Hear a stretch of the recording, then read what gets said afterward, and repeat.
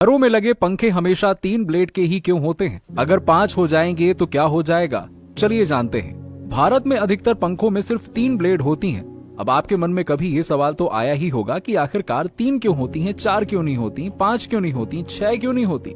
वहीं अगर 5 हो जाएंगे तो क्या हो जाएगा? गर्मियों के मौसम में घरों में पंखे का होना बेहद अनिवार्य है, क्योंकि भारत में सभी लोग एसी खरीदना अफोर्ड नहीं कर पाते हैं। ऐसे में पंखों से काम चलाना पड़ता है। लेकिन आपने देखा है कि भारत में अधिकतर पंखों में सिर्फ 3 ब्लेड होती हैं। अब आपके मन में भी कभी ये सवाल तो आया होगा कि 3 ही क्यों, 4 क्यों नहीं होती?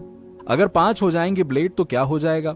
आपको लगता होगा कि जब पंखे की 3 ब्लेड इतनी हवा देती हैं, तो जितनी ज्यादा ब्लेड होंगी उतनी ज्यादा हवा आएगी। इससे तो फायदा ही है, फिर क्यों ब्लेड्स की संख्या नहीं बढ़ाई जाती? अगर आपको ऐसा लगता है तो आप गलत हैं। पंखों में ब्लेड ज्यादा होने से हवा ज्यादा नहीं आएगी। अगर ब्लेड ज्यादा होगी तो हवा और कम हो जाएगी। ब्लेड जितनी कम होगी हवा उतनी ही ज्यादा आएगी।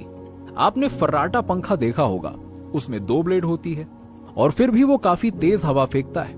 लेकिन ऐसा नहीं है कि 3 ब्लेड के अलावा 4 ब्लेड वाले पंखे नहीं आते हैं। 4 ब्लेड वाले भी पंखे आते हैं, लेकिन आमतौर पर ऐसे पंखे भारत में नहीं विदेशों में इस्तेमाल होते हैं, क्योंकि ये पंखे कमरे में मौजूद हवा को फैलाने का काम करते हैं। जहां ज्यादातर इस्तेमाल एसी का हो, ऐसी जगह पर ये पंखे कारगर होते हैं।